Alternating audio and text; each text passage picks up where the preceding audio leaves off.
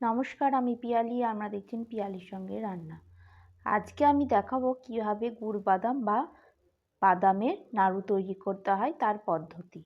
তাই আমি প্রথমে এখানে একটি পাত্রে বাদামগুলিকে ভেজে নিচ্ছি। একটু লাল লাল করে ভেজে নিতে হবে, খুব যেন পুড়ে না যায়। এই সময় গ্যাসের ফ্লেমটি একটু কম রেখেই ভাজবেন।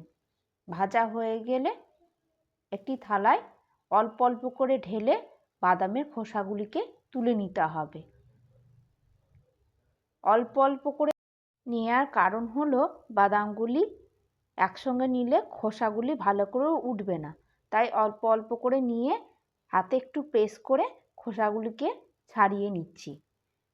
ছাড়িয়ে নেওয়ার পর অনেকগুলি বাদামের খোসা এখনও রয়ে গেছে, তাই সেগুলিকেও ছাড়িয়ে নিচ্ছি। ছাড়ানো হয়ে গেলে খোসাগুলিকে ঝেড়ে নিতে হবে, যেন খোসা না থাকে বাদামের। তারপর পাত্রে গুড় নিয়ে গুড়টিকে ভালো করে গরম করে নিতে হবে, আর খুন্তিটাকে চালিয়ে যেতে হবে যেন গুড়টি না লেগে যায়। তারপর গুড়টি দেখবেন পাক ধরে গেলে জানবেন হয়ে গেছে আপনার গুড়ের তাক। তারপর ঠান্ডা করে ওই বাদামের ওপর ঢেলে দিতে হবে। ভালো করে বাদামটির সঙ্গে গুড়টি মিশিয়ে নিতে হবে।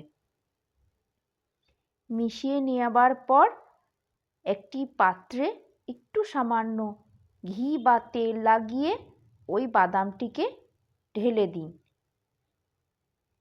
হয়ে যাবে তাহলে গুড় বাদাম।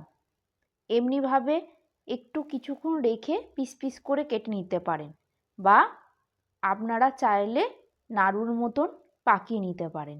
আমি একটু পিস পিস করে কেটে নিয়েছিলাম ও কিছুটা নাড়ুর আকারে পাকিয়ে নিয়ে আপনাদেরকে দেখাচ্ছি। তাহলেই হয়ে যাবে সুস্বাদু বাদামের নাড়ু। অবশ্যই বাড়িতে একবার ট্রাই করে দেখবেন। আমার ভিডিওগুলি যদি ভালো লাগে তাহলে সাবস্ক্রাইব, লাইক ও শেয়ার করবেন। আমার ভিডিওগুলি পেতে গেলে বেল আইকনটি অবশ্যই প্রেস করে রাখবেন। আর যদি ফেসবুক থেকে হন, ফলো বাটনটি অবশ্যই প্রেস করবেন। আর আমার ভিডিওগুলি কেমন লাগছে তা কমেন্ট বক্সে জানাতে অবশ্যই ভুলবেন না যেন।